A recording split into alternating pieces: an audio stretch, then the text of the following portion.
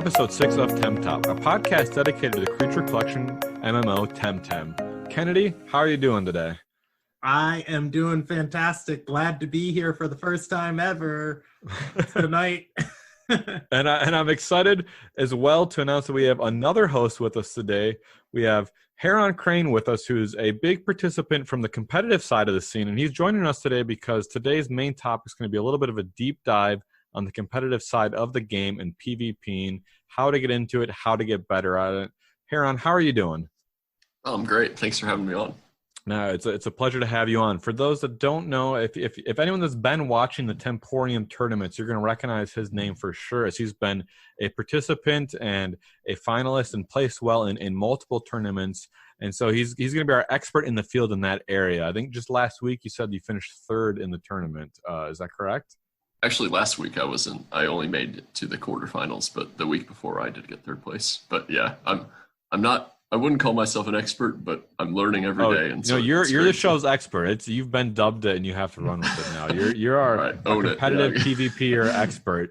But you said only the quarterfinals. But that's much farther than I would have gotten. I don't want to speak for Kennedy, but certainly further than I would have gotten. But anyways, welcome to the show. We're excited to have you. One thing I want to say on that is I actually got to cast some of Huron's games. One thing that goes into like commentary is there's color commentary, and then there's analytical commentary, and they always try and pair somebody who does like colorful commentary, which is like the height, with an analytical person. And I am a color commentator. Like I am there for the excitement and the play-by-play. But the week I had casted Huron's games, we were actually missing our analytical people. So I had to do all of the analytical big brain stuff. And so I'm just sitting there thinking and trying to provide as much strategy insight as I could to Huron's games. And then he was just thinking like 5 levels in front of me. I'm just like, slow down, I'm trying my best here. But it was great. Kennedy, I think you did a great job. I think it very entertaining to watch you cast and comment on as I was making mistakes or whatever was happening. And the sheer level of emotion in that stream was just very entertaining. It's impressive. I think any player that competes at that level, and yourself is definitely included and excel at it. It takes a lot to be thinking ahead in all of the scenarios. So, I mean, I think you're being humble by all means, which it's a good characteristic to have. But I think you'll have a lot of good information for the people today and the listeners. So I'm looking forward to it. Oh, thanks a lot. Yeah, I'm really glad to be here, and I hope that we can talk a bit about the competitive scene and all the things that entails. If you're someone listening to this who's not super interested in the PvP battles or hasn't done a lot of that, don't worry. I think this will be an interesting episode for you as a way to maybe get started, or if you're someone that's just getting started into it, to step up your game a little bit. Without further ado, let's jump straight into the news this week, guys. Of course, once again, we still have no spring patch, so we're 1 week closer to me winning our bet there, Kennedy. Hey, time is still on my side, because if it comes out anytime soon, I win? ? Well, like we said last week, I hope you do win. I hope you win, and I have to pay you the 10,000 pan suns just so we can have the content sooner. But as far as the news goes, we did have April Fools came by. And so on the Temtem Twitter, they did an April Fools joke that we'll get into in a second. But one of the most recent tweets that they made on the next day was just they posted a meme basically of SpongeBob saying, trying to make a lighthearted April Fool's joke. Can I read how the community responded to that? Yeah, 100%. Where's the spring update? So, and then also on Reddit, the community manager just had another comment of where someone was asking about the spring update, and they said, soon, friend, soon.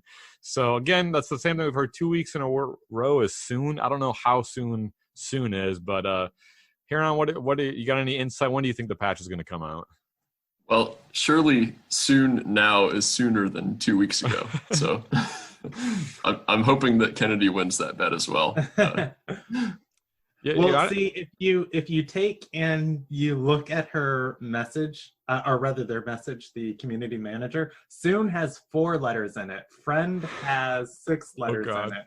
Soon has Illuminati. 4 more letters in it. So if you... No, well, this week they did use the word soon twice. So I guess maybe that's something. But Yeah. We did have a spoiler though. So actually, I mean, maybe read into this however you want to, and I'm sure we'll all read into it that it means it's coming. But they posted a blurred out screenshot that said, "Hello, Tamers. This unidentified screenshot was found to mix next week's patch content. What could this be?" I don't know. What do you guys?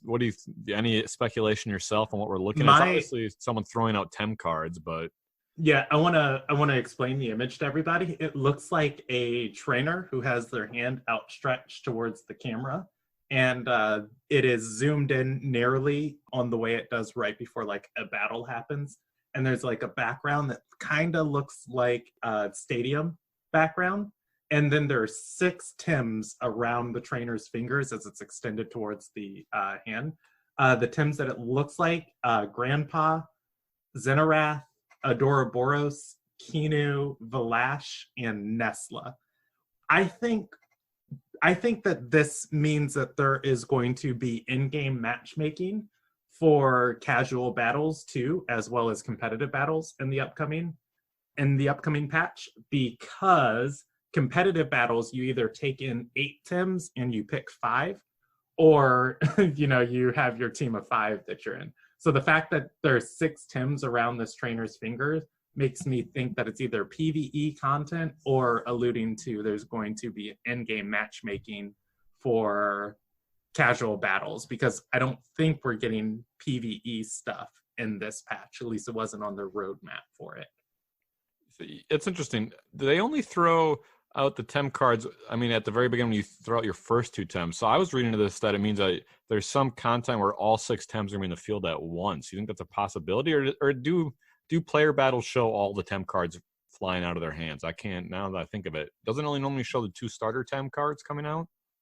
Yeah, it only shows the 2 starters, but the reason why I kind of think that this is a preview of the person's team is because one issue that I think currently exists going into battle in a competitive match is, unless you wrote down during the picks and bans phase, when the game starts, even though you saw all of the Tims that are on your opponent's team, there's really no overview or UI that says what you're going into battle against. Yeah, so absolutely. I'm thinking that this might be something along that boat of like previewing the team, maybe. Well, and I noticed I forgot the most important part. It says, "Look like it's time for some sleuthing," which means to search or investigate. So it might be something related to Carlos and the storyline. I don't know. That doesn't look like Carlos in the picture, but maybe that's even Carlos. Ooh, that would be so cool. But they even had like the detective emojis, so I think it's something to do with the storyline and Carlos, perhaps. But I don't know. One thing I was thinking is that by asking us to do some sleuthing, they're encouraging us to do exactly what we're doing right now, which is discuss and speculate on what is going on in that photo. Yeah, we've heard their call and are already actioning it. You mentioned, Kennedy, about the 6 Tems, and I think that could be particularly interesting because, at the moment we only go into the battle with 5 Tems on our team. One thing this might signal is a change to that, where each player has 6 Tems in a competitive battle. Yeah, that would be interesting and crazy as a caster. When I cast competitive matches, most matches take about 15 to 20 minutes, and then people play the best of 3, which means sitting down and watching a whole match can sometimes be 45 minutes to an hour. So adding a whole nother Tim into that would make me like a little scared, but the turn timer is still at 30 turns. So there's, only a finite length that a game can last. Yeah, I guess we'll have to see. Hopefully we find out in the next week or 2 and can figure out what this is. I'm very curious. Would it be possible that, on my theory, do you think it'd be possible mechanic-wise for just the game to have 6 opposing Temtems out at once? Do you think there's any even chance of that, or is that complete crazy talk, do you think? Even in like the PvE setting? Well, it would certainly be insane. Yeah, when I think about it, I think it would be crazy because Temtem was balanced around 2v2 battles. Right. But in the same instance, there's that other Monster Collection game that shall go unnamed that was balanced for 1v1 battles, and eventually they introduced 2v2s. Right. threes. So that's what I'm saying. Like they've already stepped up the game to say instead of one tem, it's always two tems. Who's not to say that they might say there's some weird creative niche mode that's all your whole team on the field versus an opponent's whole team on the field. You know, obviously not the mainstay of the game, but it could be like a little something extra that you do randomly. Just like Pokemon sometimes does 2v3, 2v2 and 3v3. You know, maybe there will be it's your full tems of 6 versus another full tem 6. Who knows? I don't know. I feel like Crema is still new in that age of having a MMO and understanding like how to properly communicate with the audience and the community of the game. And I've seen this in some developers and studios before where they'll just drop really cool things into the game with no warning and no telling the community of just like, oh, here's just something cool over and beyond that we did. Yeah, here it is. Go enjoy it.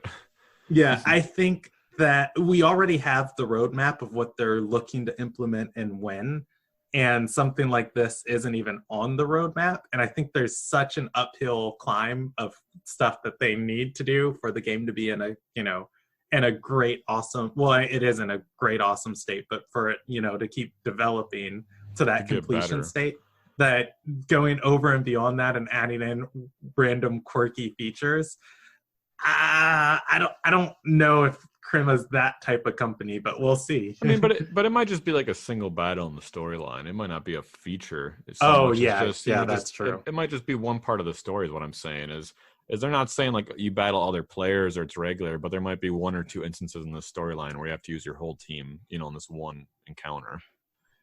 Park was kind of like that though, wasn't it? Wasn't that just completely unannounced? We had no idea that was coming. That's fair. They're just here's Park and here's this place to catch extra Lumas, and there was no alluding to or road mapping of that, and they just dropped that on us. So I just imagine when you talk about having 6 tems on the field at a time, I imagine using extinction on all of them, or something like meteor shower, just raining down fire on the entire opponent's team. To be clear, I don't think that it would, even if this is a thing, and who knows, I could be way off base, but even if it is, I don't think it'd ever be per player versus player. I'd obviously be way too broken and hard to balance, but it would make the AoE abilities very useful and more of a reason for those to exist in the first place, right?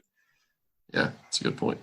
But no, let's keep moving along. So some of the other things that they tweeted about this week were some new animations, and we'll come back to the Bamboozle one. Let's look at the other one first, just because I think there's a lot more to talk about the Bamboozle. They have Narcoleptic Hit is getting a new animation this week. Pretty cool. Again, I don't think it's quite as exciting as some of the other new ones we've seen, but it's nice to see them just improving the quality of the game, I think.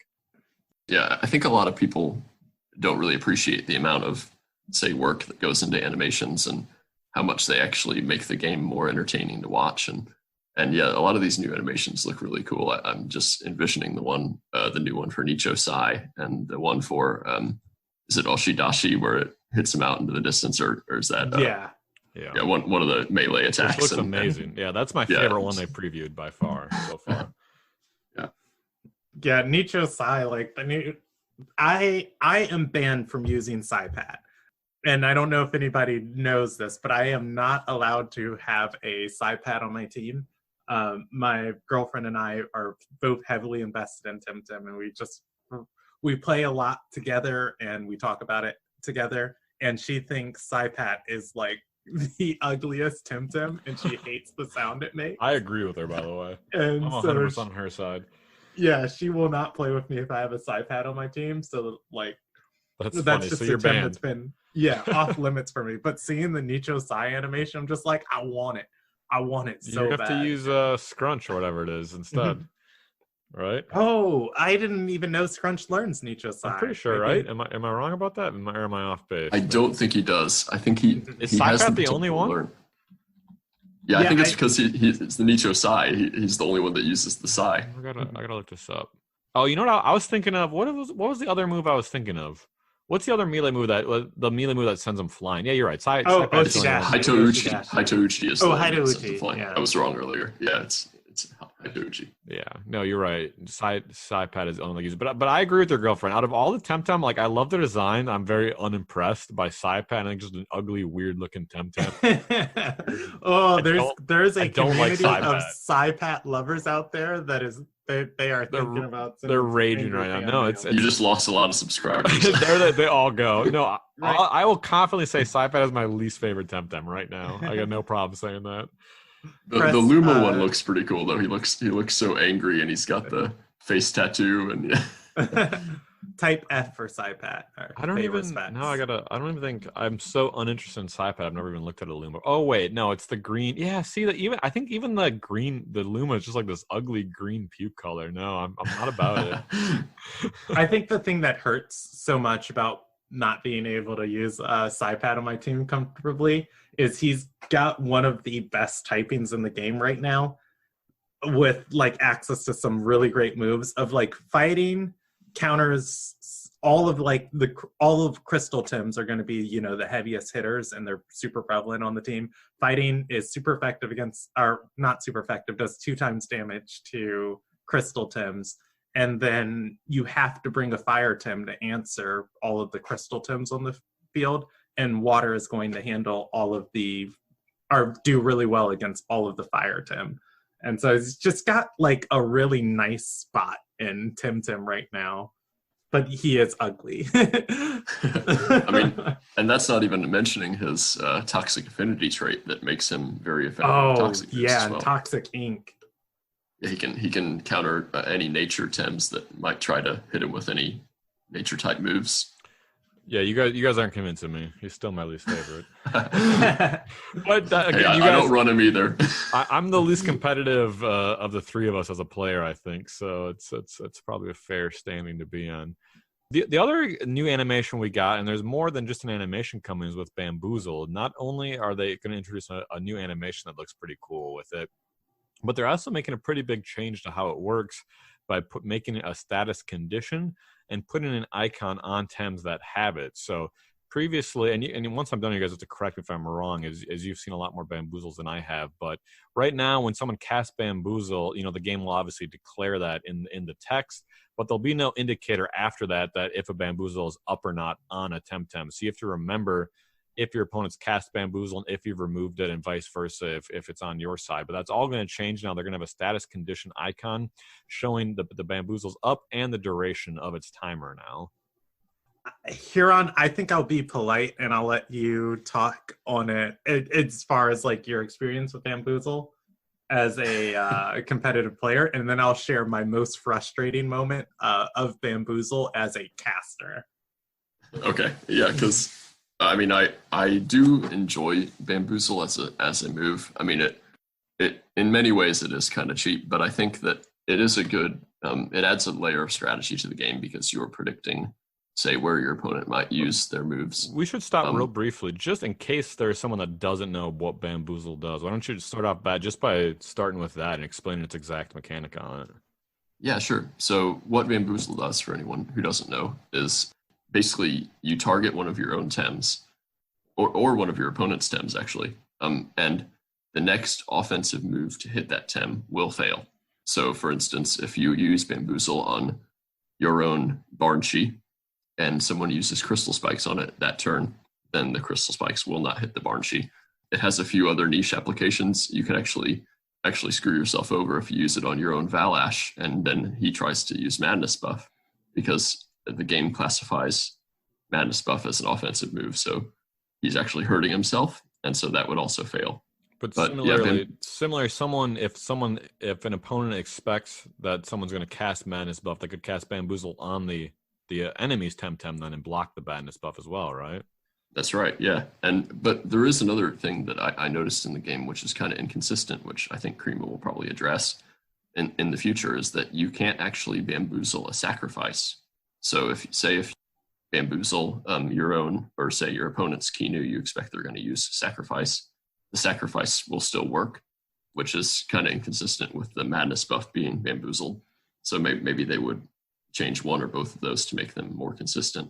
But yeah, I guess my experience with Bamboozle is that it does allow for prediction of your opponent's moves. And I think that the the one thing you have to watch out for is, for instance, if you have bamboozled one of your Tems and you don't, like, you've forgotten what happened, there is no status condition currently to indicate that. And if you've bamboozled both of your Tems and your opponent attacks, you won't often know which Tem they attacked, because it will just say failed due to the effects of bamboozle, and you won't know which bamboozle they've hit. Oh, interesting. I want to jump in right there because I was casting a game and I forgot the player that did it, but they set up such a good condition on the field where they were able to get 2 bamboozles off before the opponent moved. And so both of the players' Temtems were bamboozled, and the opponent on the opposite side attacks into the double bamboozled team. And when you attack into a bamboozled Tem, it cancels the move. No animation goes off, nothing happens. It just the stamina's burned, but it just says Gialis use Hidouchi. Hidouchi failed to the effects of bamboozle. And then the camera just pans onto the next Tem, but you don't see who it hit or anything. So I'm casting, I'm like hyping, I'm just like, oh, and the Vulvir's doing this. And then the Gialis hit a target who was bamboozled, but I don't know which one. All right, we're getting back into the match. And it was kind of like, it took me some out. And then that was a layer where I guess the player who was casting bamboozle didn't know which one of his Temtems had been bamboozled. And now he had to potentially burn like stamina on another bamboozle that was overlapping. I think this change is very good. And I think something that is going to go underrated, that we'll see how much it has an impact on the game, is that status conditions in Temtem are permanent. Well, not permanent, but they extend rather the Temtems on the field or not.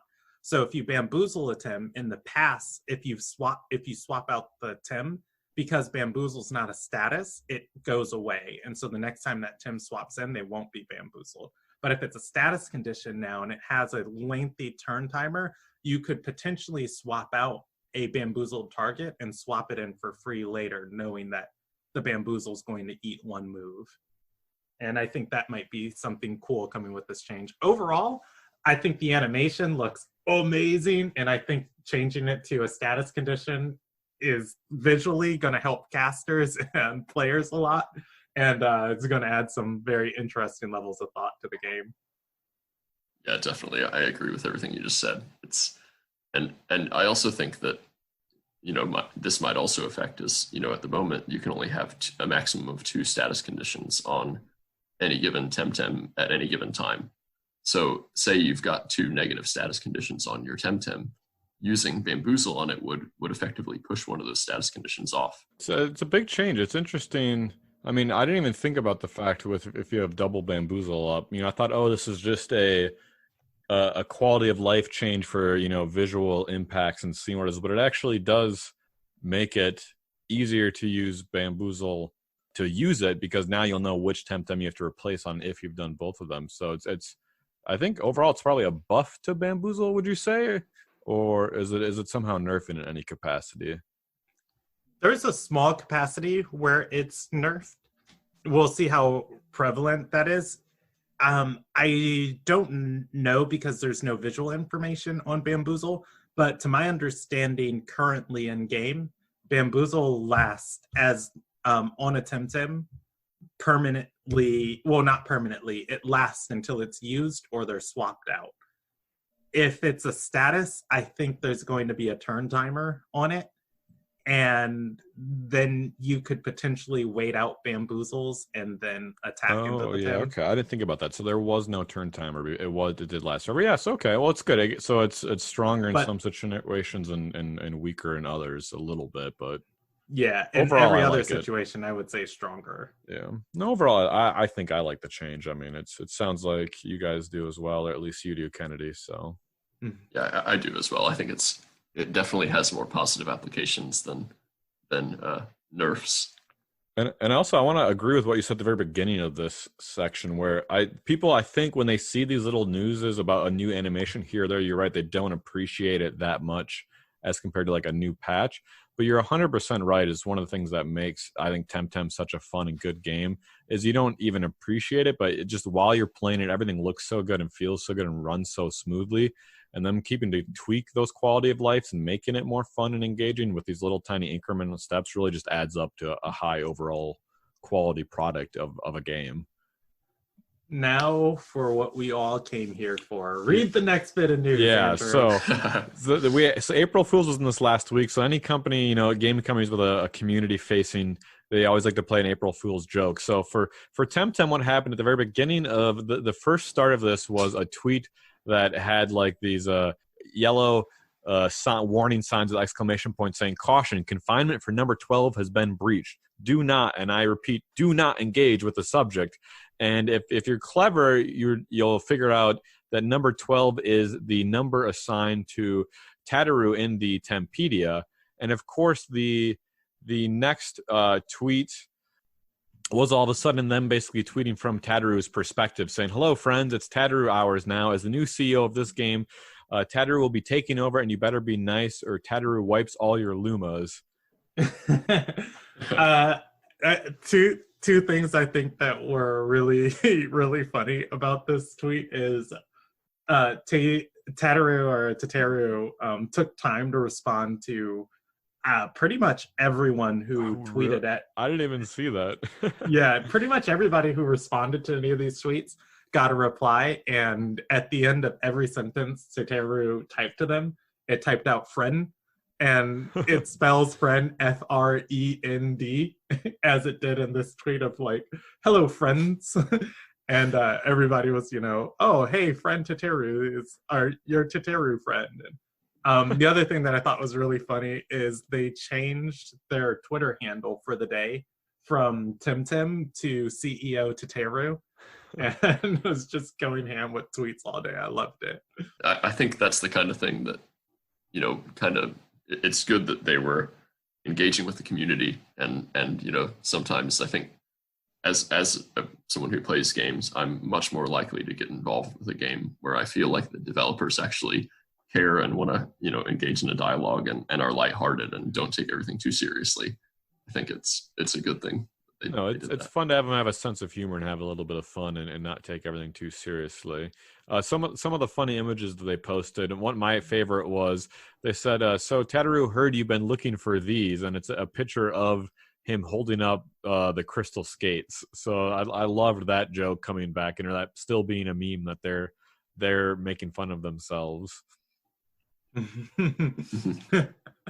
I didn't get this next part with the joke with the Anna here. I don't know. Are you two able to explain this to me? What this was about? I think it's alluding to because if you remember in the story, when you get Anna here, you actually rescue him from, I forget the doctor's name that's experimenting on him in the volcano, and he's trying to create a diamond type Temtem by merging fire and crystal. So he's of course torturing this Anna here to create this new type of Temtem, and so that's I think what it's referencing about the diamonds. Sure. Yeah, and for those of you who didn't see it, there's a post that says, as the new CEO, Tataru wanted to address the rumors going around about friend, and they spell friend like you said without the I, Anna here's name. Tataru news, it's all true. Anna here's a diamond in the sky, and it says shine bright like a diamond, and there's a picture of an Anna here. So I actually just read the wiki, and it all makes sense to me. Okay. The reason why they posted that is because Anna here's name backwards is Rihanna. Okay, because it's a Rihanna lyric. I knew it was a Rihanna lyric. Okay. So I did not connect that until just now. So Anna here's name is literally Rihanna backwards, and they confirmed the result. That's so funny.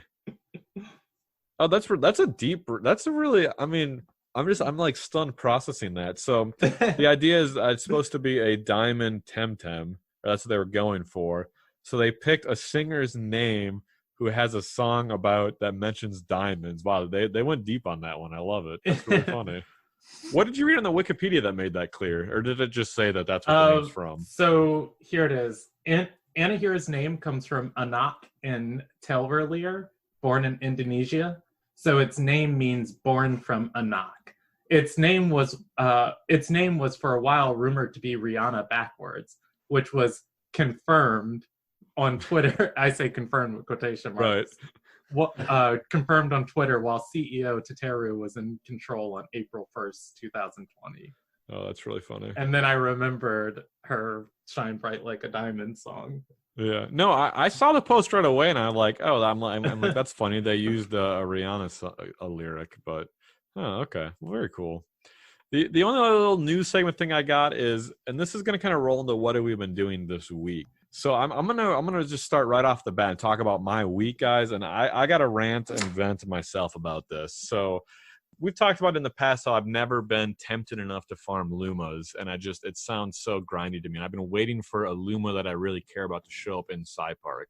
Well, this week was finally the week for me. It was Noxeltol, or how do you help me out here, Kenny? How do you say this one's name? I say Noxolotl. Okay, and Heron, what's your take on it?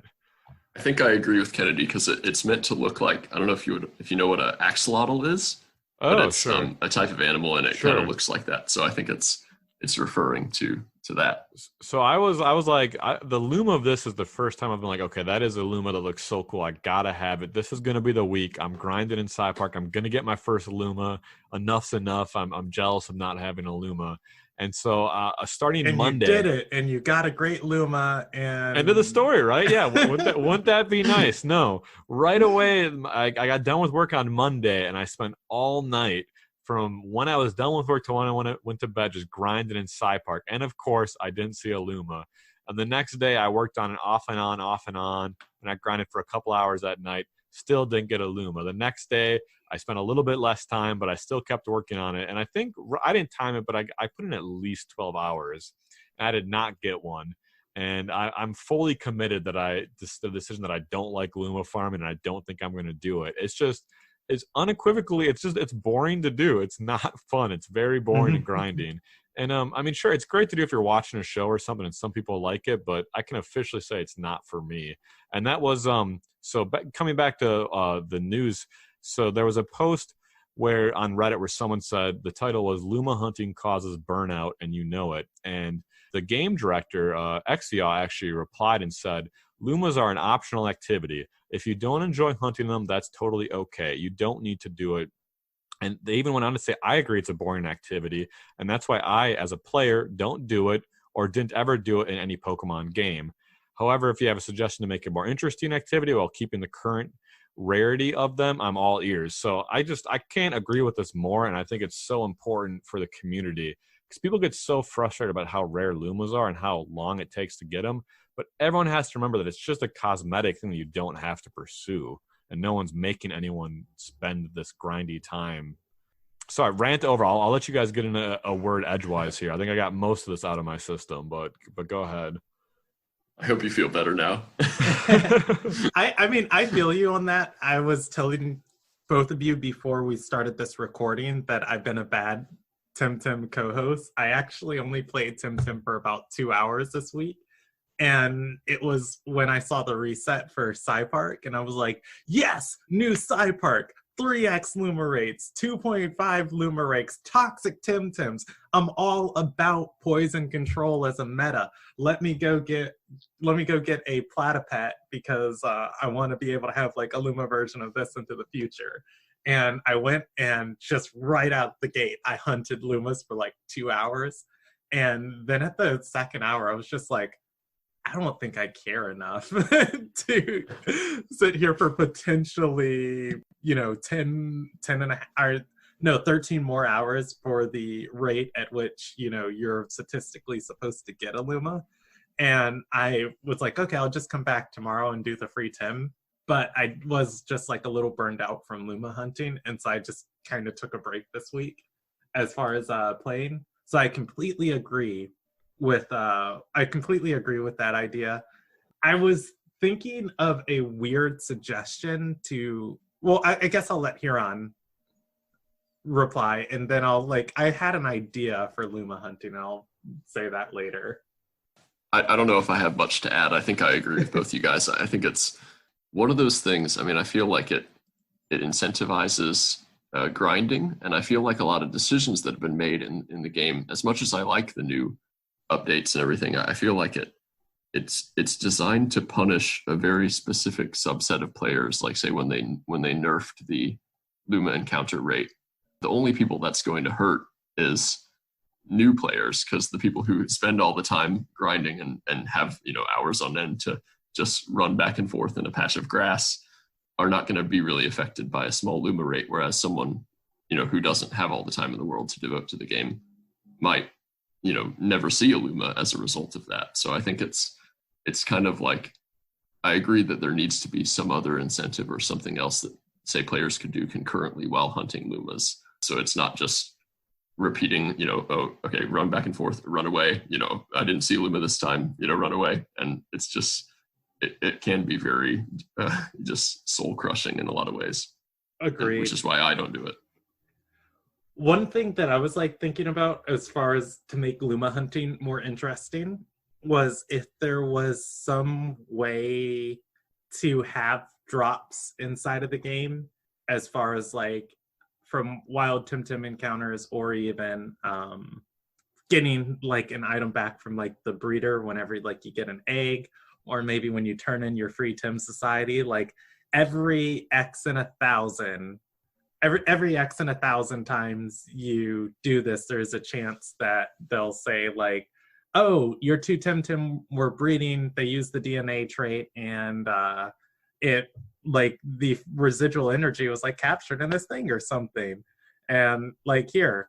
And then maybe some machine in game where it's a Luma energy infusion machine where you go and you put one of these tokens in, you put your Temtem in, and then there's a 1 in X thousand chance. Basically, you're just saying that if you've gone through so many encounters, or as you do encounters, get something separately that's going to help you get a Luma. Just give people a little grind, or not grindy, a little gambly token thing for free that has the same rate at which to get a Luma, or you can, and that way it kind of is fun of oh, I get to roll the dice on this, and then also people will buy them. It'll stimulate the economy, and if you put it behind purchases breeding, because breeding costs money, then it's also a way to get Pansun out of the economy and stuff. And I don't know, I thought it would be kind of cool. Well, I think that's an interesting idea, because you could even do something where every time you run away from an encounter without knocking out a Temtem, which is what happens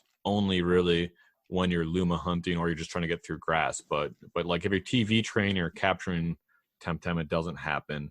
But every time you run away from an encounter, maybe if you could get some kind of currency, and like you said, 1 in 8,000 encounters is supposed to get a Luma. Well, maybe if you get 10,000 of this currency, meaning you ran away from 10,000 encounters, which is even more than you should have, you can spend those 10,000 currencies to get a Luma of your choice, or a random Luma. It's just something that if you spend your 15 hours where you're statistically supposed to get one and you don't get one, you don't have absolutely nothing to show for it. I think that's what stings the most is at the end of my Monday night when I went to bed, I was like, man, I just spent 8 hours doing this, and I didn't get anything to show for it.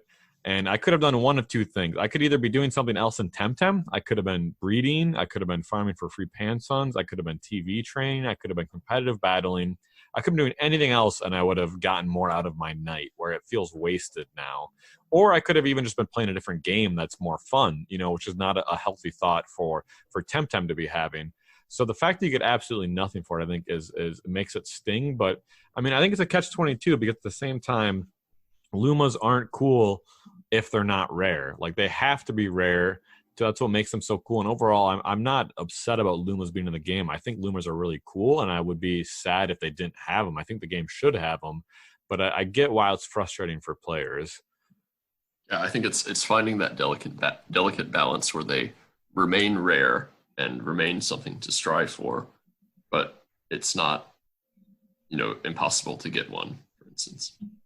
Yeah, I mean, they could make it easy. They could make it so you can do more active things to catch them, and I think they will. They said they're going to, and Pokemon certainly has done various things through the generations.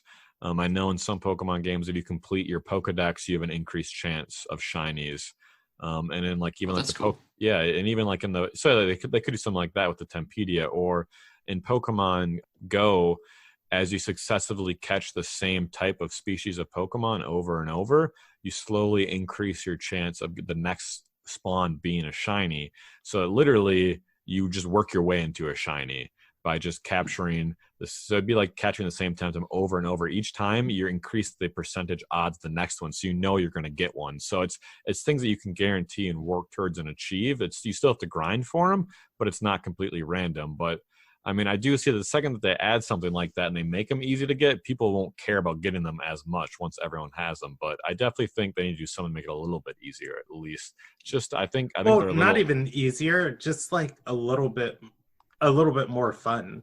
You know, give people an incentive to complete the battle, give people an incentive to catch wild Temtem beyond free Tem. One thing that I think they probably have space to do with this is, you know, the game's in early access. They are going to have daily quests in the future, and I just hope like they do really cool things with like the daily quests. Is like maybe you get an item that decays or something for like after you complete your quest, you have like 2 hours of like super increased Luma rates or something like that, and that'd be cool.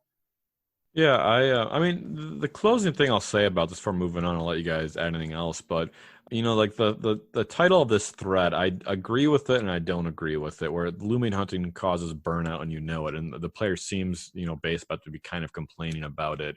I mean, I'm at a point in the community where I recognize I don't like Luma hunting, I don't want to do it, but it doesn't bother me about the game or make me think Temtem's not fun. I've definitely gotten to the point where I'm like, I just don't have to do that. I can just do the rest of the game.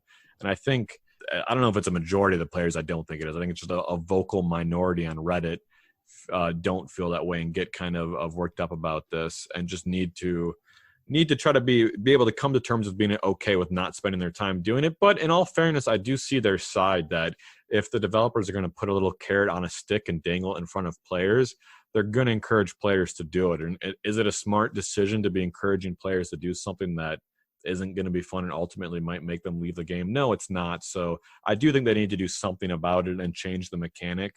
But I've also, you know, happily, personally, at least been able to just come to terms with I'm just not going to Luma hunt in the future until it gets easier to do. Yeah, I mean, I agree with everything you just said. It's I think part of the reason why people are frustrated about it is because it's like one of the only end game activities that a player can participate in. But I think once they, like say in the future when they release more features like in-game matchmaking, in-game tournaments, Luma hunting won't be the only thing that is appealing to players in the end game. And so it will become far less of a subject of frustration for a lot of late game players. That's a great point, is that you can only breed so much and all of a sudden you have all the perfect Temtem, and you can only farm so much Pansun, so you don't need more, but you can infinitely spend time doing Luma hunting. So it is kind of almost the true biggest time end game sink of the game. And if their biggest end game time sink is like the most boring and least appealing part of the game, that's not great. And the second there's other end game stuff to infinitely dump your time into, I think this issue won't be as hot of a topic. I think you're 100% right about that.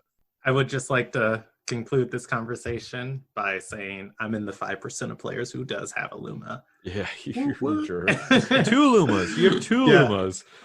Does that make me a 1%er in Temtem? Yeah, 100%. Well, what Luma is it?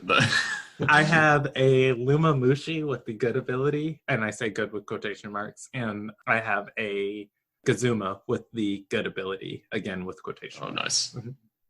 Do you have any yourself? Mm-hmm. Heron, do you have any yourself? Any Lumas? Well, I traded for it was a Luma Capire, and then I sold it. So I've only ever seen one Luma in the wild, and it was an Ukama. But it had 1 speed and it had plethoric, so I didn't get much for it on the market. But yeah, no, I don't have any Lumas at the moment because I sold both the ones that I had at one point. Oh, but you've at least seen one in the wild and caught it. So that's and you weren't hunting for it, were you just doing free Temtem releases? I was farming Pansuns at Kakamasadote. Yeah, in the Sino, yeah. Well, good for you for at least seeing them. That's more than I can say. I mean, I wish it was a Shuin, but beggars can't be choosers, right? I'm just curious on the buying one and then reselling it. How much profit were you able to make from flipping it like that? Well, I bought it like very early on. I think it was at the start of February or something, and I bought it because I wanted to use it. I wasn't thinking about flipping it, but then I realized after I knew more about the game, I realized that Capire wasn't really that great, and he had the lesser trait of the two, and so I thought, oh, I'll just sell him and see how much I can get, and I got a lot more than I bought him for because the Luma inflation rate is just ridiculous. Yeah, well, Capire is not that great. It is incredibly cute and incredibly cool. So I agree. A lot of people want that fire goat following them. So I didn't hear a number on that. Maybe that's intentional. So by all means, you don't have to share. But will you say how much did you profit off of being able to make that investment? Yep. So I bought him for $40K back in the day, and then I sold it. I sold him for 160. Wow. Oh. Wow. Very nice. Well done. Very well done indeed. I mean, but yeah, it's nothing compared to some of these people who say buy a Luma for 200K and sell it for 3.6 million. Well, yeah, it's the only type of real hardcore investing and trading. And if you want to play the market, you can do it a little bit with just normal perfect temtems, but I don't think you're going to be able to turn more than a couple thousands of profit. But if you really want to like play the economy, and some people love that in MMOs, I think they should be able to do it. If you want to be an economy player and a warrior of the market, you can do that with the Luma. So I'm glad it's there, and I'm glad people can make money doing it. I'm not smart enough myself to know. I would probably buy one and then I would overpay for it and not be able to recuperate my investment or something. So I stay away from it. But I'm glad that people can do it. It's an option and part of the game. Shall we move on to our Temtem of the week? Yeah, let's jump right into it. So we're doing Vulvir this week. Kenny, why don't you tell us a little bit about Vulvir? He's going to be our Temtem of the week. So Vulvir is number 138 in the Tempedia. Vulvir, and a lot of people are probably like rubbing the earwax out of their ears of just like, wait, did they say Vulvir, not Vulcrane? Yes, Vulvir is the Temtem of the week that we're spotlighting. Vulvir is a fire and earth type, and it evolves into Volor. Its two abilities are Camaraderie, which when it's paired with a Temtem from its same species type or evolutionary line, it gets, I think, 30% reduced damage, and then caffeinated. When when something attempts to put it to sleep, it will not go to sleep. Vulvir's appearance and personality. Vulvir is a dinosaur dragon-looking Temtem with a rock covering its face. It's brownish orange in color with lime green eyes and red stripes on its abdomen. Some academics speculate that this is the last remnant of a long-lost draconic variety of Temtem. In practical terms, I think that's a translation error. In practical terms, most tamers classify them as Fire Earth, which is an accurate designator for these mighty but shy creatures. Do you think that reference to this long lost draconic variety of Temtem, do you think that's any spoiler that we might get a dragon type in the future, or do you think that's just a nod to Pokemon's dragon type? Yeah, I think it's a nod to Pokemon dragon type, just because we've got digital, which is kind of like Temtem's new age dragon, and digital Temtem are like super effective against digital Temtem. And then also, like, I think Vulvir has cool flavor with this. I don't think it's the last remnant, because Adoraboros, Whiplump, and I think there's one more Temtem that's like kind of slipping my mind, are kind of like little baby dragons that are kind of cute. I mean, I don't think Shireen definitely looks like a dragon. Yeah, exactly. Oh yeah, very dragon-like. And I don't think they're gonna add it anytime soon, and I don't think they have plans to. And I think they have like their 2 years of development to get the full release out. But I could see them adding types eventually, maybe 2-3 years down the line for the game. I don't think they're going to between now and release. I think they've planned all of their Temtem that they're going to release and what their types are. Hopefully someday we'll see some new types. I mean, maybe not. Maybe the type chart is too of a close ecosystem. They don't want to mess with it. But at some point, maybe they'll add some new types, whether it's Dragon or something else. Yeah, it's not uncommon in games like these. Like Pokemon Gen 1 didn't have Dark, and then Gen 2 had Dark and Steel as balancing. And then Gen 6, they added Fairy for, balancing out the roster. That's what I was thinking. One thing I would really like to see, and before we get back to Vulvir, when you're talking about types, they've alluded in the game to this, that you got your islands, but then you've also got the high above and the down below. And one thing I'd really like to think would be cool would be like light and dark type Temtem. Ooh, yeah, that'd be those places. Super, super cool. I have a whole spiel about the down below that we can get into in another episode. You guys saw my show notes on that. And I'll save the viewers the ears. So let's get back into Vulvir's stats. Vulvir. Oh, they're amazing. Look at those amazing stats. Yeah. Vulvir is the first of its evolutionary line. So it does not have great stats. Its highest stat is a 64 in defense. That's true for the whole Vulvir family. Is Vulvir, Vulor, and Volcrane have very, very, very high physical defense. If it's helpful or not, Heron can speak on that a little bit later. Then getting into the types, Vulvir is going to... And 1 second on the stats. Just for a comparison of general overall stats, it has a total of 359 stats, where as you evolve Temtem, their base stats change, usually increase. Just for reference, the Volcrane is at 473, so you gain almost 100 total stats of base stats by evolving them.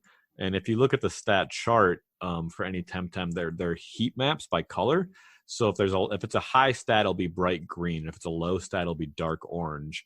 And so really well statted Temtems and Volcrane, for instance, have a lot of greens and yellows and dark greens and very little orange, where Vulvir it's all yellow and orange. So it's an indicator it's lowly statted overall. Hey, his defense is a little bit green. Just almost. Give him some credit. It's almost hinting the color green.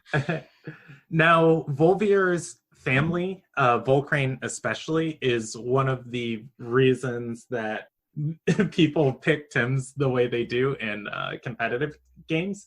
Vulvir is an earth and fire type, which means it's going to take 1/4 damage from fire, 1/2 damage from electricity, and 1/2 damage from toxic. But it's one of its biggest bonuses is it takes 1/4 damage from crystal. And as you know, crystals are the heaviest hitters inside. Crystal type Temtems are the heaviest hitters inside of the game. And most of the things that are sweepers and dealing heavy amounts of damage are going to be crystal type Temtems. So being able to take 1/4 damage from crystal is really good. However, because of its fire and earth typing, it takes 4 times damage from water type moves, which means it can be pushed out by literally any Temtem just dropping a little drizzle on it. Some things that are very important about Vulvir, just before I pass it over to Heron Crane. Vulvir gets the move Embers, which is one of the best moves in the game for applying the burn condition. It's a fire move that applies the burn condition, and it's a physical attack. Vulvir can learn Wake Up and Magma Cannon. Wake Up is very cool because it's a priority plus move for breaking bamboozles and removing the sleep condition on other Temtems. And that paired with Vulvir's caffeinated ability and that it never goes to sleep can always make sure, you don't get cheesed by any of your opponent's sleep strategies. And then breeding, it can learn Earth Wave and Extinction. And we'll talk more about Extinction later. But yeah, Extinction's a very dangerous move. I was going to say, one of the most interesting things about Vulvir, and I have one myself for this reason, is it's just the Earth type is just so hard to get in the game. The only other Earth type right now is Bun Bun. So Vulvir holds a very unique spot, and a reason to get one, whether for PvE or PvP, is just that Earth typing. And we picked Vulvir as the Temtem of the week this week because Heron Crane was coming on as a guest. And it's one of his favorite Temtem. And so I'm going to pass it to you, Heron. Why do you like Vulvir? Well, let me first preface my discussion with Vulvir with saying that I don't recommend anyone run a level 48 Vulvir. I may be the only person in the game that runs a level 48 Vulvir. He's particularly good for my strategy.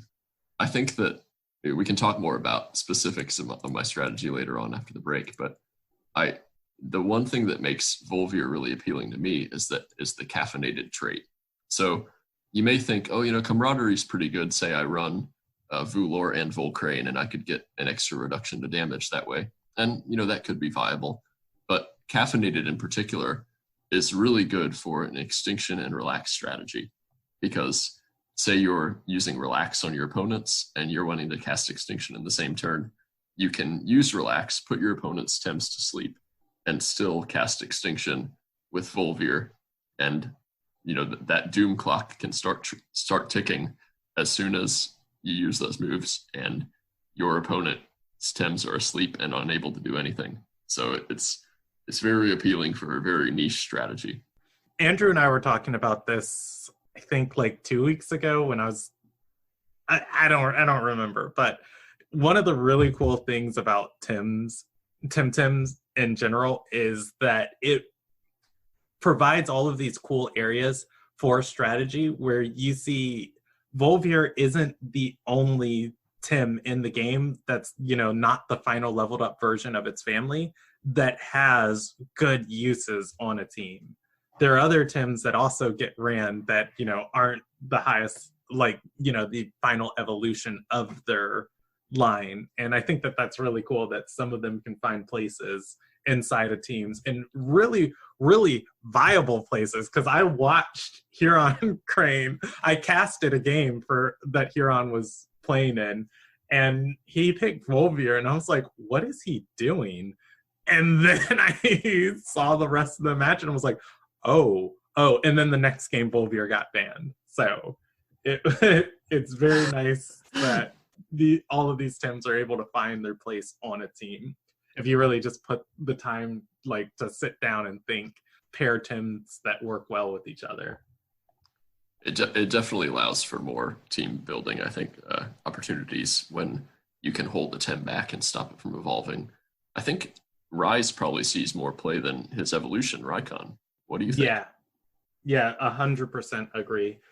So I think that is a good place for us to segue into our topic of the week. So before we do, I'm just going to say one more time, Vulvir number 138 in the Tempedia, I'll hesitate from saying a great Tem, but a pretty daggone cool Tem if you can fit it into your team.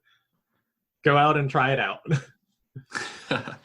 Yeah, and just a quick note, if you're breeding it does have an imbalanced gender ratio. It's 60% male, 40% female, but it's not terrible compared to some of the other ones. And if you're TV training, you'll get an HB for each Vulvir that you knock out.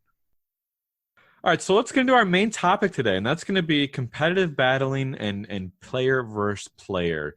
I'm gonna throw in my 2 cents, but I think I'm here to learn just as much as the listeners and hopefully get a lot more info from you two in this area.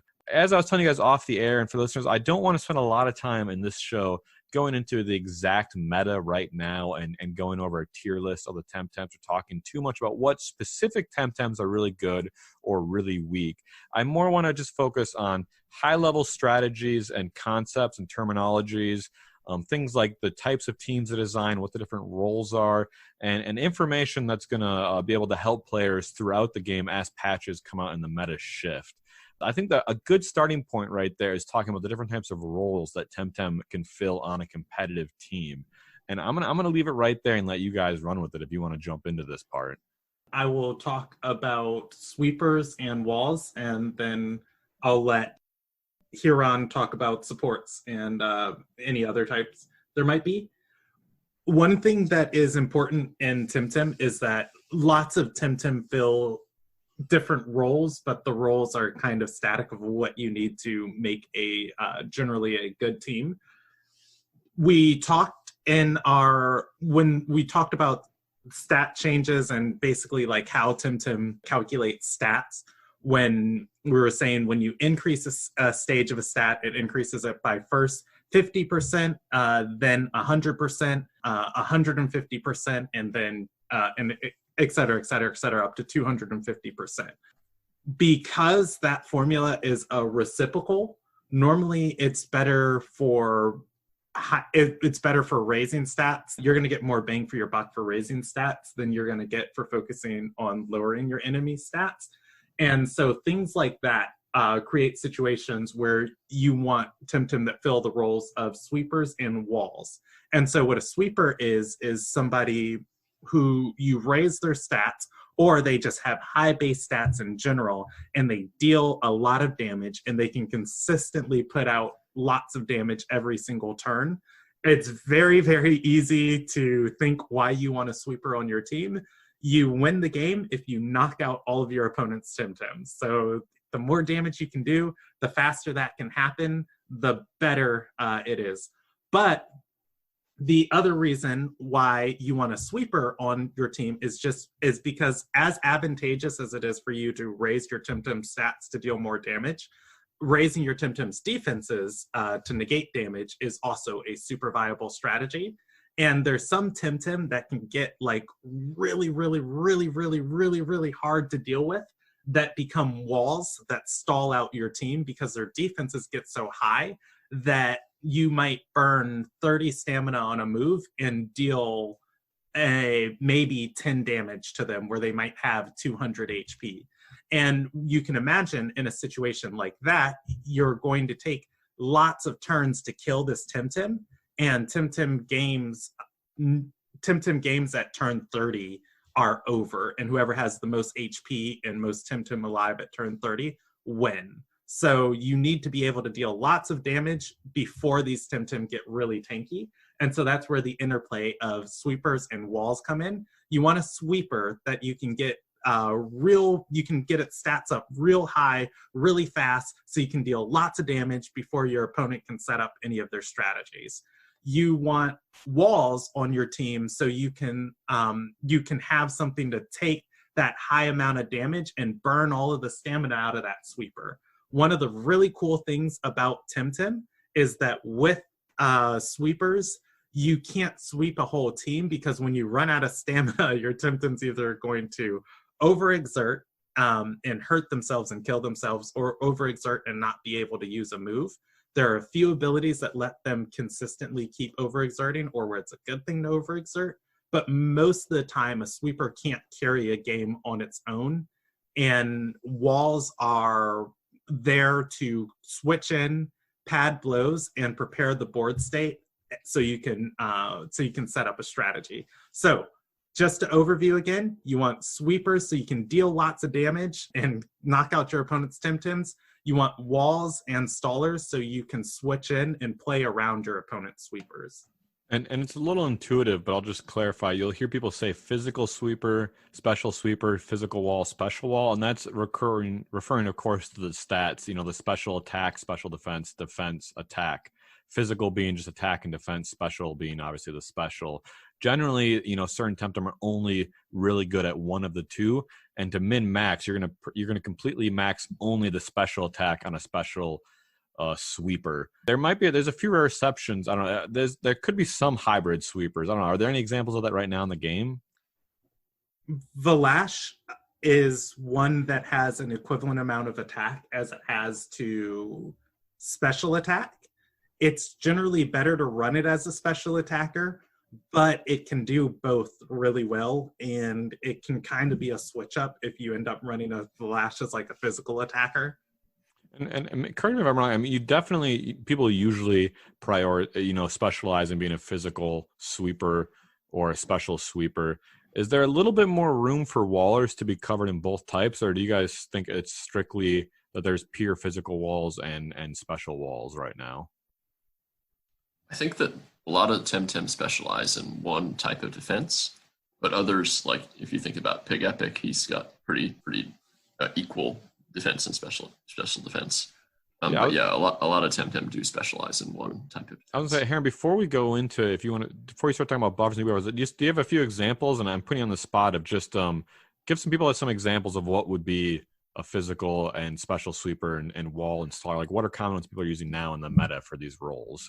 Yeah, so for sweepers, a lot of the time we're talking about the crystal type, because they really do a lot of damage and they're very well positioned in the meta to act as sweepers. The physical sweepers that we see are Gialis and Tuvine. And you could also consider Ukama a sweeper, even though he's water, as a special attack sweeper. So you've got the special sweepers like Valash, as Kennedy said, most of the time is used for special attack. And you've got Zenareth, and some other good special attackers are like Ukama or Whiplump. But yeah, generally Tems will specialize in one type of attack, and some are a lot better in one type of defense. So as far as walls go, you've got walls like Adoraboros, which has the highest special defense in the game, and you've got a wall like, say, like Vulvir, could act as a physical defense wall. Yeah, so there are lots of different. So yeah, generally the Tem is most defensive against the type that it's weakest to. So like, for instance, Saku is weak to fire, and he has relatively high defense to resist that. Adoraboros resists crystal type special attacks by having high special defense. So it's kind of like, a lot of the time it's geared to be more effective against the predominant type of attack that their weaknesses would use. That's fascinating. This is already, we've just kind of learned something. So I've always thought that the physical and special wall Temtem were purely based on Temtem that had those stats high. I never thought about the fact that really it's almost more about their type advantages and resistances than their physical stats, you're saying. So that's very interesting. I think, yeah, there are definitely some exceptions, but yeah, I think in a lot of cases they are strong against their weaknesses. So the other thing that is really cool about Temtem is that the game is balanced with the idea of having supports on your team. For any wall or sweeper to work, it generally needs, as I like to describe it, someone to hold its hand to help it get big. There are lots of interesting types of supports in the game and how they function. Heron, do you want to explain the role of supports? Yeah, I can explain generally what a support would do. So I guess there are different, if you're thinking about supports, you could think about a Temtem that isn't there to take a bunch of damage or to deal a bunch of damage, but to fulfill another purpose. So you've got your buffers, which are like, say, Kinu or Barnshi using turbo choreography, a support using Bamboozle to block moves that would attack your allies. So that would be considered like a buff when you're acting on your own team to protect them in some way, or to, say, heal your own team with Revitalize. But then you've also got like debuff Tems, like Nidrasil is a classic example of inflicting status conditions on your opponents, putting poison stacks on them or putting them to sleep, say with a move like Lullaby or Relax. So these supports often fulfill secondary functions, but can be very crucial. For instance, if you're wanting to keep your sweeper around for longer, you can buff them with Kinu to make them a bit more defensive and give them a bit more special defense. You can heal them. You can buff their defenses with Sacrifice, for instance. So yeah, the supports play a crucial role, and I think that a team that doesn't run any supports is very it has a huge disadvantage against a lot of teams in the current meta. Completely agree. And so just to give an overview again, as we go on to talk about roles to make sure everybody has this down, there's sweepers, walls, and supports in Temtem that are generally the main roles you're going to see. And if you think about it in terms of like other MMOs, it's the holy trinity of DPS, tank, and healing, although, not every support heals. However, the thing that is really cool about Temtem is that you can only have 2 on a field at a time. And so you have to kind of play around of like, when's a good time to have your tank and your support out, or when's a good time to have, your tank and DPS, and what's the enemy going to do. And it just adds a lot of like really cool levels of thought to the game. I think we should talk about or the types of teams out there. Yeah, definitely. So we talk about these different roles, but you may be asking yourself, well, how do I know how many sweepers are good for a team, how many walls are good for a team, how many supports are good for a team? And of course, the competitive side of Temtem is so much fun because there's so much potential theory crafting And there's so many pieces of this puzzle and all the different temp-tems you can combine in different combinations with different builds to do that. So that's, I mean, I don't know if it's fair to say half, but half the battle with competitive is your team design, and the other half is actually executing the team. I would say there's a slim 20% in there that is the pick and ban phase if you're doing right. Oh, that's another layer for sure. So with that said, I mean, again, I'll just let you guys run away with it. Just kind of, Heron, maybe if you want to give us an overview of the different types of general teams that people do, and some very brief examples of what a certain team like such could look like. Yeah, so you've got lots of different, there's a lot of variation within what you can do with a given team. But broadly speaking, you can have a very aggressive team that has a lot of damage dealers, not very many walls, supports, but only the supports that are needed to enhance your damage potential. So this is the classic, aggro, in any RPG, you're going for a very aggressive strategy, trying to kill your opponent as fast as possible. The Tems that kind of work toward that strategy are your sweepers that fulfill that aggressive role. Conversely, you can have a really control-focused team or a very tanky team that your Tems have a lot of TVs invested in HP and your defenses, and you are looking to outlast your opponent and slowly chip away at damage throughout the game. So I think both those strategies are very viable. You can kind of play around. There's a lot of variation within those strategies that you can exploit in the game. I think another thing to really consider is your synergy. So a lot of moves that Tems have synergy with a different type of Tem. And so you can, kind of look at your team and, I have a lot of nature synergy in this team. I'm going to run a lot of nature Tems. Or you're looking at how well your Tems work together, not just is my team aggressive, is my team tanky, but do these specific Tems complement each other? Yeah, and I'll give an example of a team. I'll just let everybody know the team I'm currently running, and now I'll have to change my strategy since all of you will know it. No, I'm kidding.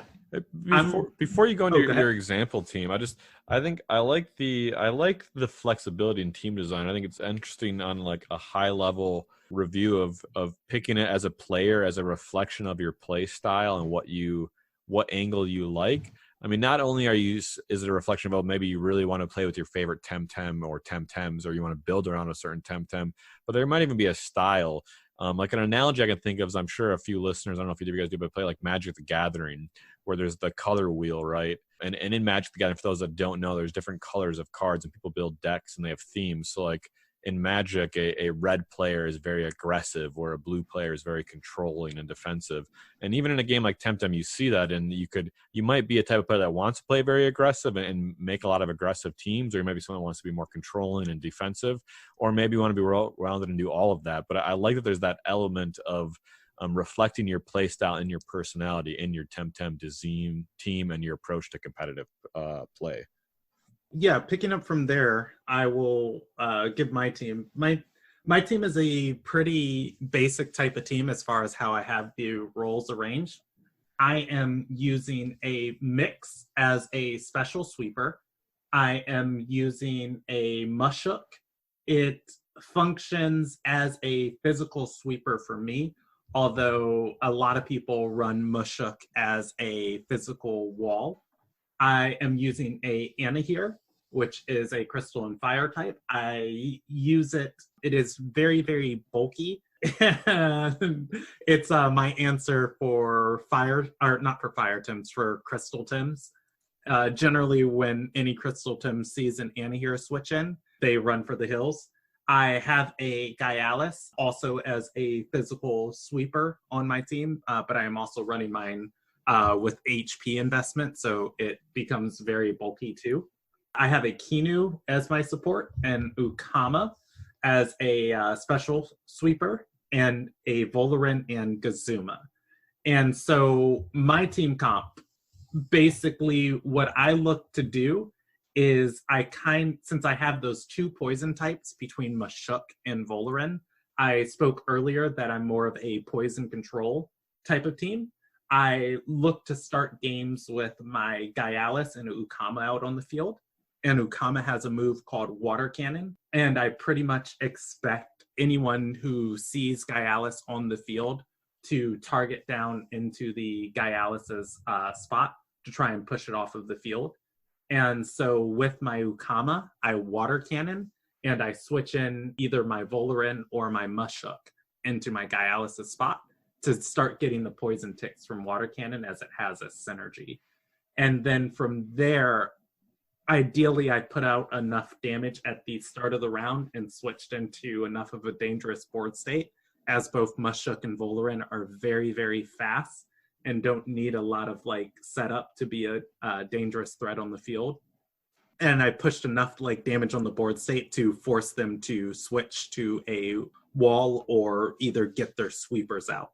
A very, very big strategy is to throw out your sweeper on turn 1 and go for either a madness buff or a heat up and hope that you can set up into the rest of the game to start dealing heavy amounts of damage.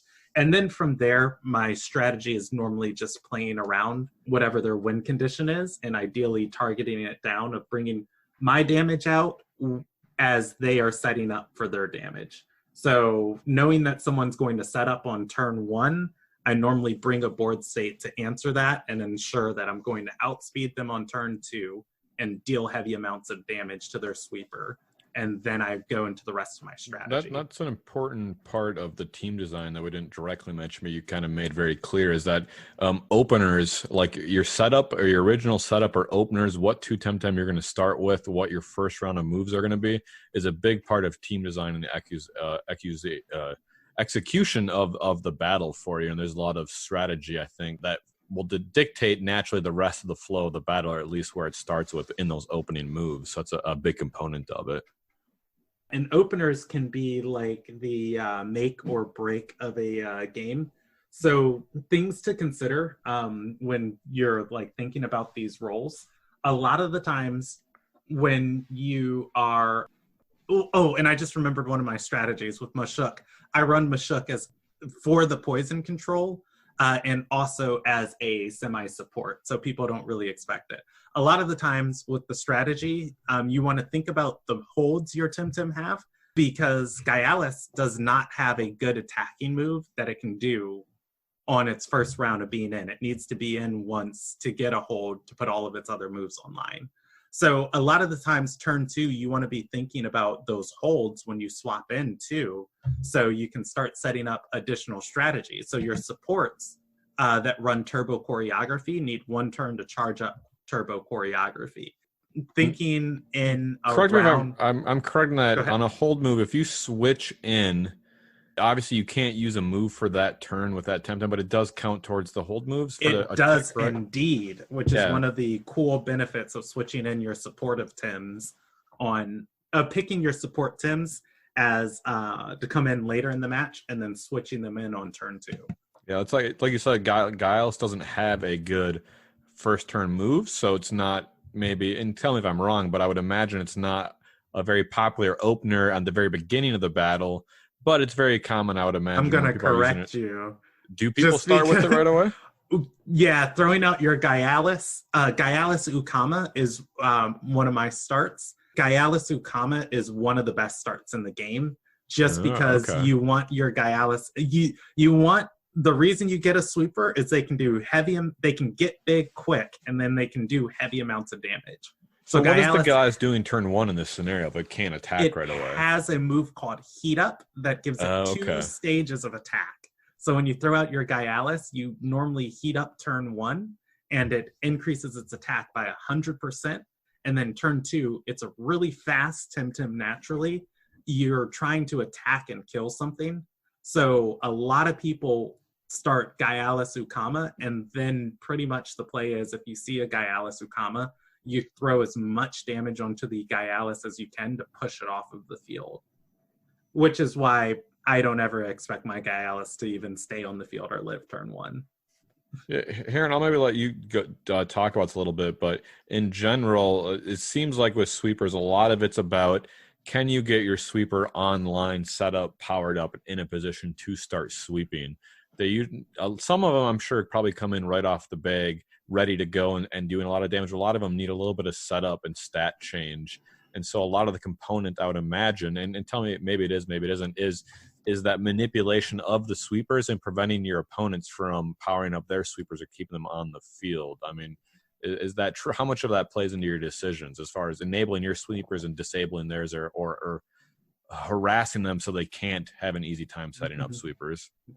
Yeah, I mean, I think it's really important to get sweepers established. If you're looking at using them throughout the game, you want to get them established as soon as possible. And in Kennedy's example, where he has Ukama and Gialis out there, having the Ukama out there is actually it's a psychological move, because the Ukama is going to deal, very heavy damage to anything that's going to threaten that Gialis. Any Earth Tem, any Fire Tem is going to be weak to the Ukama's water attacks.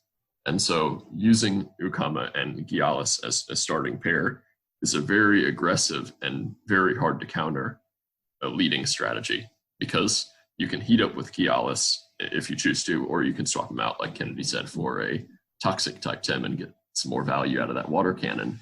But you can also protect him with the Ukama. Yeah. Why don't you tell us about your teams a little bit. I'm so hyped to hear about this team. So before you talk about your team, I would like to say I was casting Heron Crane's game, and for I don't think the first 12 rounds, Heron threw out a single offensive move, and I literally said on stream, does Heron Crane know he has to attack the opponent to win? And then game 2, he proved me wrong. I think that the reason I built this crazy team is because I wanted to see some new, and I mean, I didn't know how good it was going to be. I just thought, okay, I'm going to make something different, and I'm going to try to win in a way that doesn't involve damage. You mentioned, Andrew, earlier, you mentioned Magic. And I think what you see in Magic the Gathering is you see a lot of, say, control decks that try to, hold off the aggression of their opponent. You see a lot of aggro decks that are really focused on attacking as fast as possible. But you also have some situations where you're using like a combo strategy that is trying to do something completely different and win in a completely different way. And as far as I'm aware, the only move in Temtem that allows you to do that is Extinction. And this is a move that inflicts the Doom status condition on your opponents. And so my team is entirely focused on, it's a bit of a one-trick pony. My only plan is Extinction, and my backup plan to Extinction is Extinction. We told we told people in the past what Doom is, but maybe just re-elaborate for people what exactly that status does. Yeah, so Doom is a interesting, I like the animation for it. Basically what you do is you inflict Doom on your opponents, and I think it's after 4 turns, that Temtem will be knocked out. It's just, it doesn't have to take any damage in that time, as if it still has the Doom status condition after 4 turns of having it, then that Temtem will be knocked out. So I thought, what if I could make a team that just focuses on stalling the game as long as possible and inflicting Doom on my opponent's Temtems while protecting my own in some way. So the idea that I came up with for that was to combine the Doom status condition with the Sleep status condition. And you guys may know about the move Relax. It's a move that inflicts sleep on every Temtem on the battlefield. Some Temtem are immune to sleep, and so I try to exploit this sleep immunity, and with the Doom, so that I can put everyone to sleep, but my own Temps don't get put to sleep. Is that why you played Vulvir, because it has caffeinated and is sleep immune? That is why I prefer Vulvir. To bring it full circle, yeah. But go on. Yeah, yeah. If you're wondering why we like Vulvir so much, so his caffeinated trait makes him immune to sleep. So in my team, I run 2 Extinction users. They are Vulvir and Vulor. And the reason I run 2 is because the opponent, I've tried to make it so that my strategy cannot be invalidated during the pick and ban phase. So I run 2 Extinction users because so they can't just ban my only Extinction user right from the start. What makes Vulor so good is his individualist trait. So this means that when he casts Extinction, it only affects him and not his ally. So if I have another Tem out there with him, that Tem will not get the Doom status condition. And I run some Tems that inflict Relax on my opponents. So I run Pig Epic and Barnsheet, which also can bamboozle my own team to prevent damage. So this is again trying to make the game stall as long as possible while I set up this Extinction strategy, because Extinction has a 2-turn hold, so it can't be used right away. And so you have to set it up to where you can use Extinction and then survive while your opponents are ticking down on that Doom timer. I also like to run a lot of Tems that have Turbo Choreography, because then I can boost the speed of my Relax and Bamboozle users so that I can get my Relax off and my Bamboozles off before the opposing team's Tems can attack. So it's kind of involves setting up this elaborate strategy so that I can eventually bring in Vulvir or Vulor and use Extinction without taking any Doom timers onto my own Tems. Oh, I really love that. I mean, it's awesome. It's like you said, the Magic analogy is perfect in that most players, when they're playing Magic, it's all about reducing the enemy's life total down to 0, and that's what everyone's doing. But there's always those weird combo or control style decks or players that have some other weird way to win that they're going to get there that doesn't involve directly doing damage. So I love that that's coming through in TemTem, and you found a way that you're like, I'm going to win without direct damage if I don't need it. So that's kudos to you. That's really cool. Yeah, thank you. I just wanted to say I think it's really cool that TemTem allows for those sorts of strategies and team synergies, and I think that it would be really great if we saw more different types of teams come into existence in future updates. And I think one thing that's really important about your team that is good knowledge to give to everybody as far as TemTem goes is just moving on to our next little overview about competitive battles of like when to switch and when to stay out. I was saying earlier before about how you want to position, your damage dealers with your walls, and when to position your walls with your supports, and when to position your supports with your walls. And the board state of TemTem is really, really cool and complex, and it's very fun learning this mechanic of the game of just knowing when to switch out and knowing when to push people out.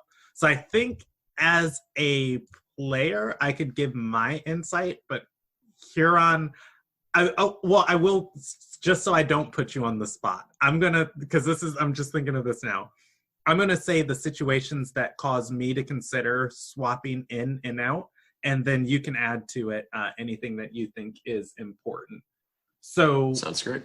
One thing Huron said is he runs a lot of turbo choreography on his team, and speed control is very, very important inside of the competitive game of keeping your Tim's speed high and keeping your opponent's speed low. Anytime you have a clear speed advantage over your opponent, a lot of times that's going to result in your opponent being able to apply pressure to your board state, and just knowing they're able to put you in a bad position. Let's say there's a Gaialis on the field that has heated up, which means it has 2 stages of attack. It naturally has like 100 base speed, which means it's really, really, really fast, and it's going to move faster than most things.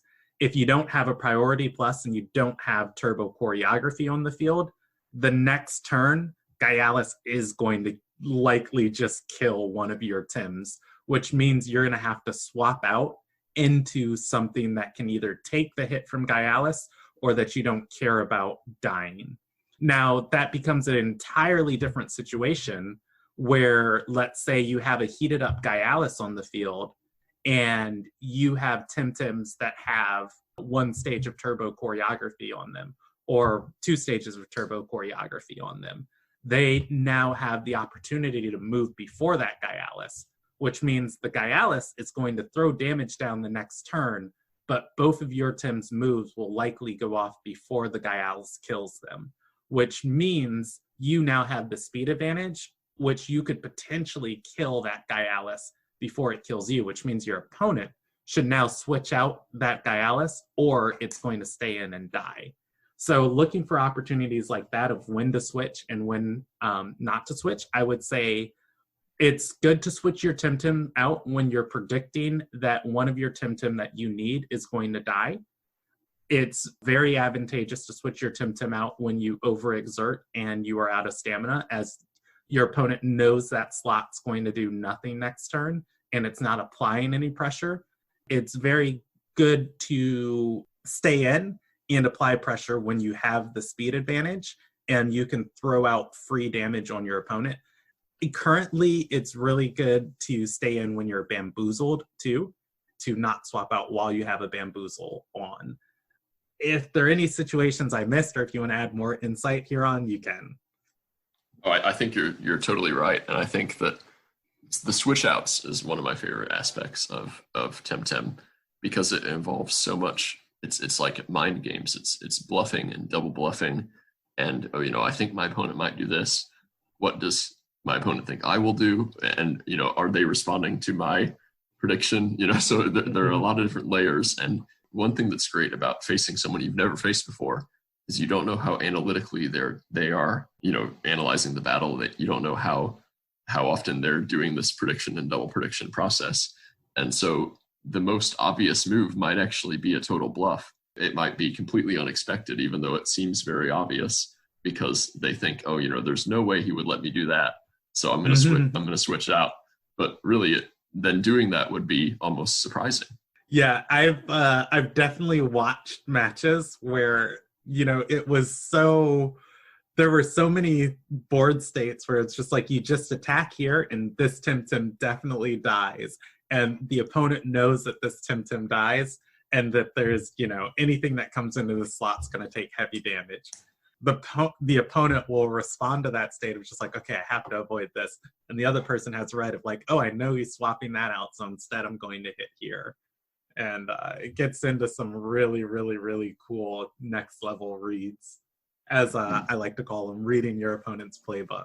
I think this is more than anything what from the outside in, my perspective of what separates, really good competitive players versus players that are still learning how to do it. I think it's when I've tried my hand at this in Pokemon in the past, and I haven't competitively battled in Temtem, but I know I don't, when I'm watching the matches, I don't know why it's happening. It's hard to figure out, okay, I got my sweeper out. It's hard to know when to pull it back and keep it safe, and it's easy to leave it out and have it get removed. So I think there's a lot of mind games of strategy, and it's one of the biggest decisions as when to keep it and when to take it out. I mean, do you think is there a more impactful decision than that? Obviously, there's like picking the ability and targeting with it, but what do you think has a bigger role and impact in how the match goes? Is controlling the Temtem coming in and out on the field, or what you're doing with the Temtem that are on the field? Or maybe it's not an easy question to answer, but what's your guys' take on that?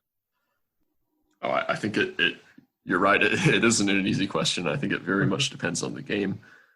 Like Kennedy said earlier, you can argue that the pick and ban phase is crucial. And then once you get into the game, you have so many different layers of analysis going on that you might want to consider. And you have, different estimations on what your opponent might do. And so, yeah, I think what you do with the Temtems when they're on the field is just as important as switching them out, and choosing which ones are on the field at any given time are equally important with what you're doing with them once they're out there. I mean, it's like we've compared it to Magic the Gathering, but it's like a hyper version of chess with these counter plays and getting in your opponent's head and thinking what your opponent's going to do. I think kind of you even said in the past, it's basic. Temtem is like playing chess, but choosing your chess pieces and just anticipating several turns ahead of time. Yeah, I think one game that can really speak merits to that never completed. I watched a show match. Oh, no, it wasn't a show match, actually. It was a King of the Hill match between Heron and Tug. And unfortunately, the Temtem servers went down and the match never got to completion. And they both jumped into the voice channel where I was casting. And Tug comes in and says, "Oh, man, I knew you were about to set up for extinction and go for extinction that turn." and I was going to swap in my mix and hallucinate this Tem so that your extinction would be canceled. And then you're like, oh yeah, I knew you were swapping in your mix that turn. That's why I had Bamboozle pre-prepared on that slot. I was just like, what? Like, I was like there casting the game of just like, oh yeah, I think he's gonna go for extinction right here. And both players were like 3 turns ahead. I've played against Tug so many times that we are very he's built a lot of his team to counter mine, and I've tried to counter the counters. And yeah, he brings in his mix and tries to use hallucination to cancel out my doom. And you can actually use Bamboozle on your opponent's stems to cancel out the hallucination. And I'm just over here sitting on the sidelines, having no idea what's coming next, and totally confused. But I love it. It speaks to the depth of the game because I'm watching. I'm like, I don't know what they're doing until exactly it happens, and I'm still not sure what just happened. But it makes it a lot of fun to watch and enjoy, but also just speaks to the amount of depth and fun you can have as you get deeper and deeper into it. That it's not a shallow game by any means. Let's jump into items and see if we can cover that really quickly. Yeah, by all means, we don't need to list every single item, but if you guys want to just list a few example items and how important items are. And I think the 2 most popular ones are energy drink and sweatband. And then obviously, there's the items that reduce damage and the items that increase damage dealt. But those are pretty self-explanatory. Put the items that reduce damage on the Tems you don't want to die, and put the items that increase damage on the Tems you want killing things. I'm curious, on the item front, can you trade items? Could someone have 2 sweatbands, or is it one? I don't believe so.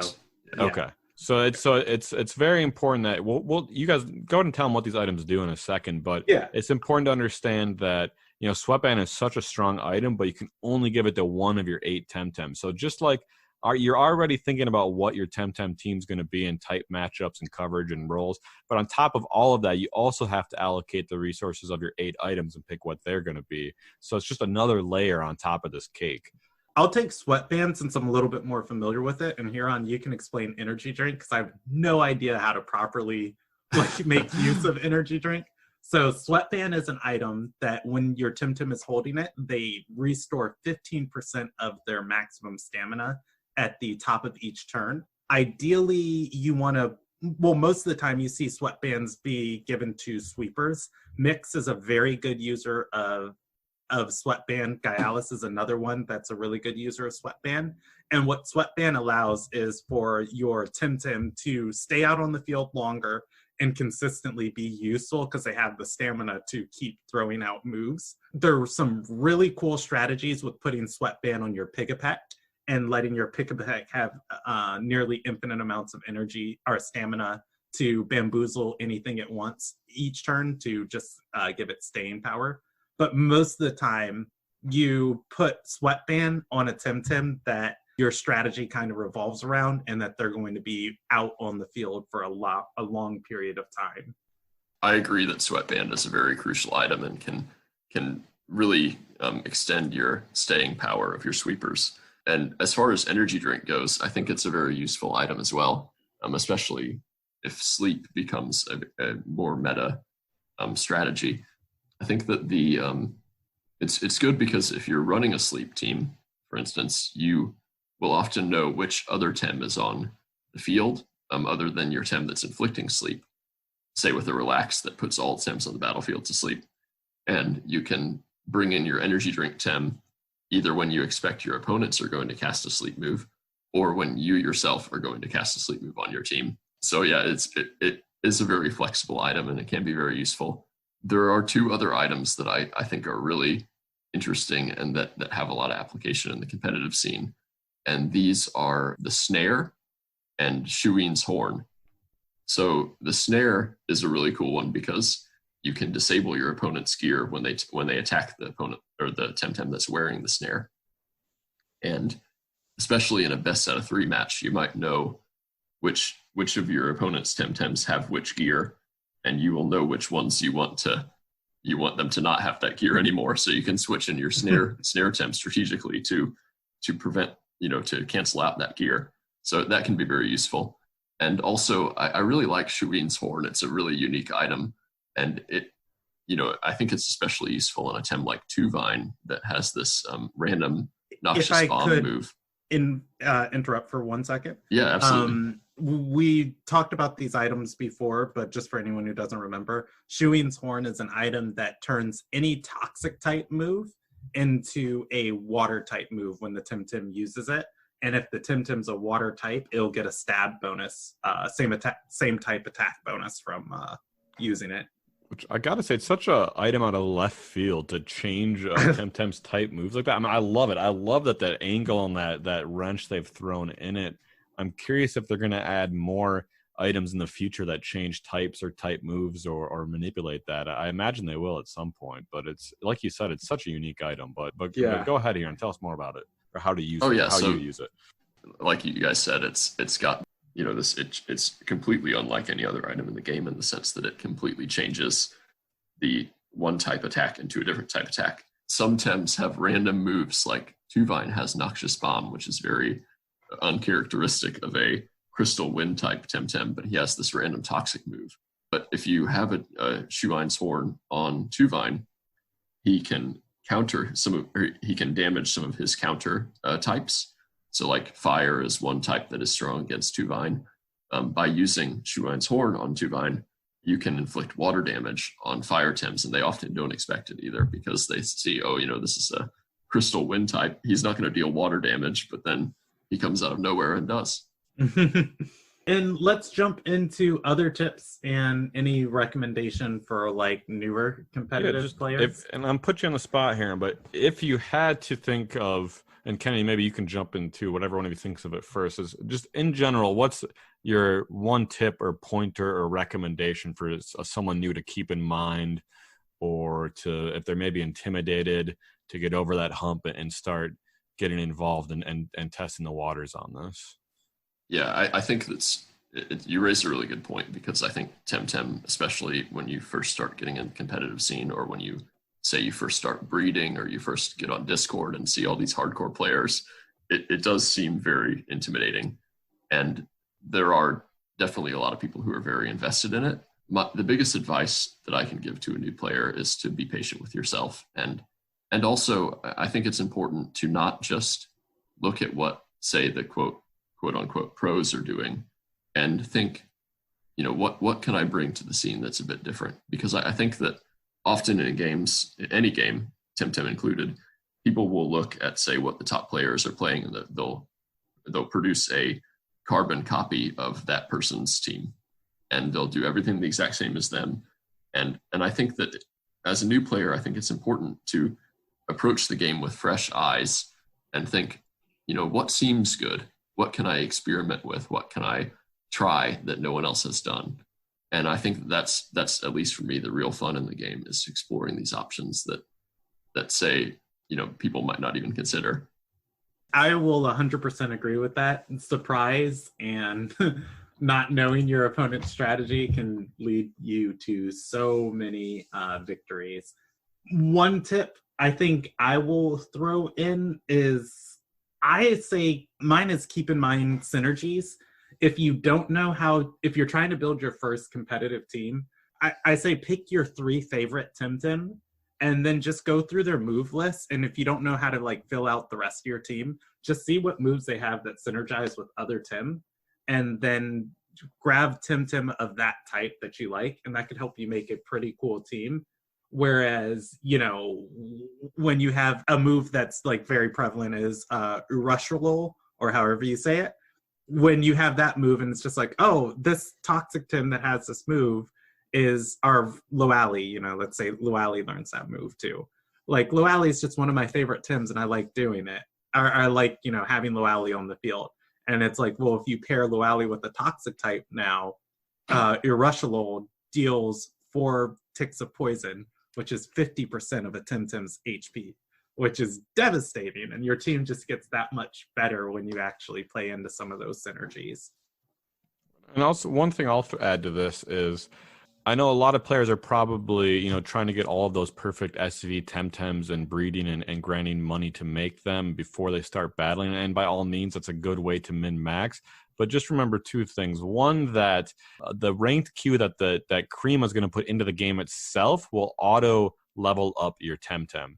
So very long term, you don't need to have perfect Temtem for competitive battle. And right now in the short term, it's a good idea to be as strong as possible against other players. But if that's what's holding you back, I would say still go for it. Just get some decent Temtem that have a couple perfect stats or in the green, and get at least a team of 8 to get your foot in there. If you're someone that's grinding out Pantheons and getting burnt out doing that and collecting it, maybe, just go with 3-4 perfect Temtems and 3 or 4 good ones. Yeah, you're maybe not going to place in tournaments to be able to play at the level that, Heron Crane's talking about in these levels, but I think you're still going to have fun battling the players, getting your feet wet, and you'll maybe learn some things very quickly about what Temtem you like and don't like before making the giant investment. So I would just say just pull the trigger, level some Temtem up to 48 and give it a go.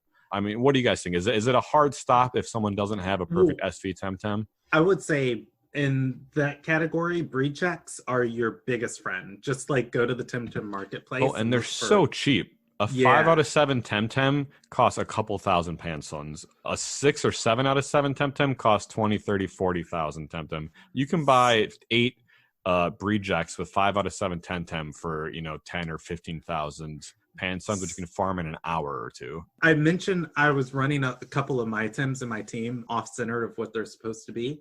And that's because, their breed checks are random things that I got. And I built my strategy around that.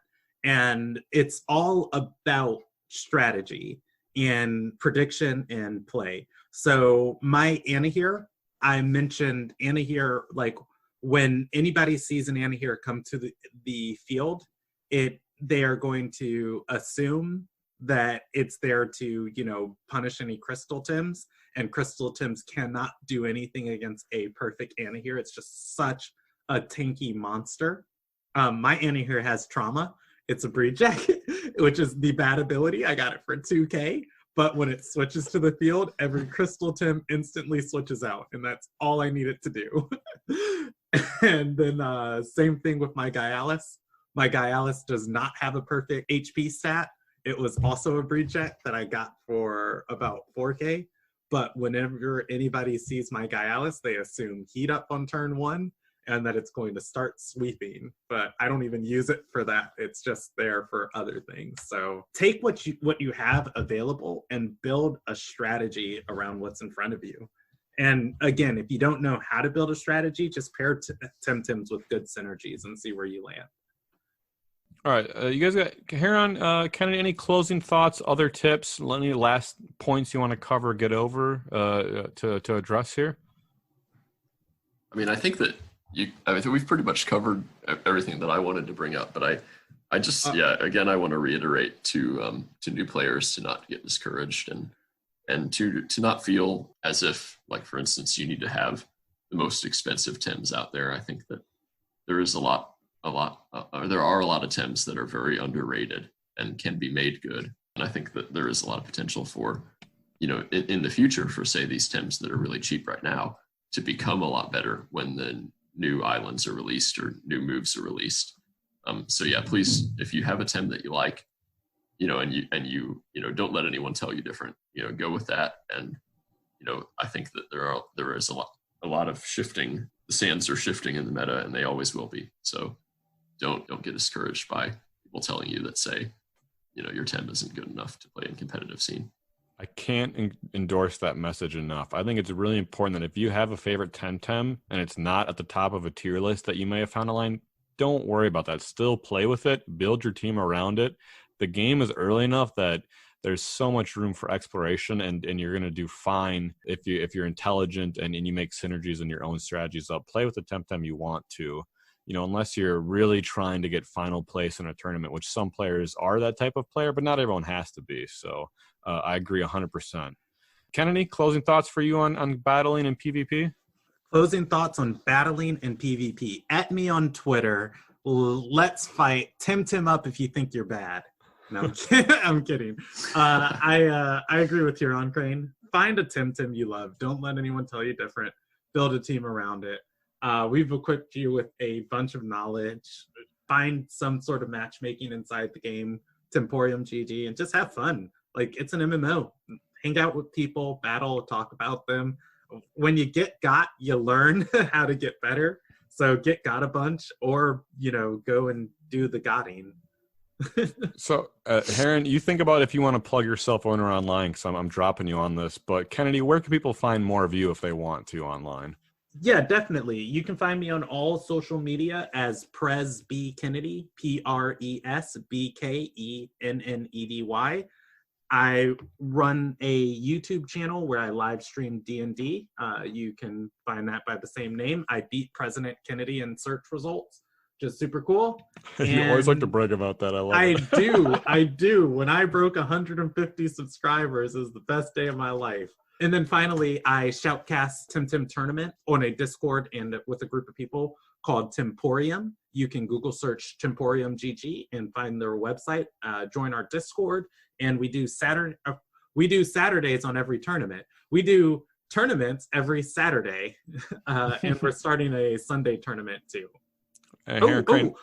Big shout out for Temporium GG. We teamed up with fellow tamers, and we're actually helping host like the first cash tournament for Tim. Cash tournament, like real money cash?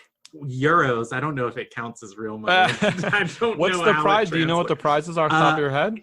I'm pretty sure it's a $250 prize pool. Wow. Yeah, for an early access game. I just want to say that cool. if anyone wins that, Heron and self included, if you win any prize money, even if not first, dude, are they giving money for like third and second or first only?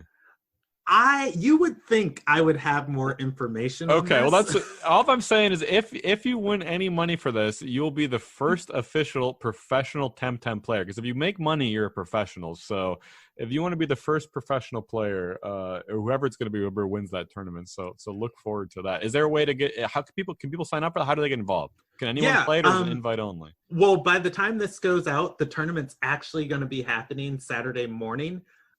Anyone can play, and what it is it's a series of matches where you get qualifying points for the big tournament, and they're called Little Cups. And there's going to be a cup each month, and I think each of the Little Cups are going to have qualifying the normal things. Temporium Discord, basically, is what you're saying. Yeah, it's participate in the matchmaking there and look for their news for the mini. It's actually a channel on there. So if you join the Temporium Discord and just scroll down until you see the Fellow Tamers channel, all the information's there. Perfect.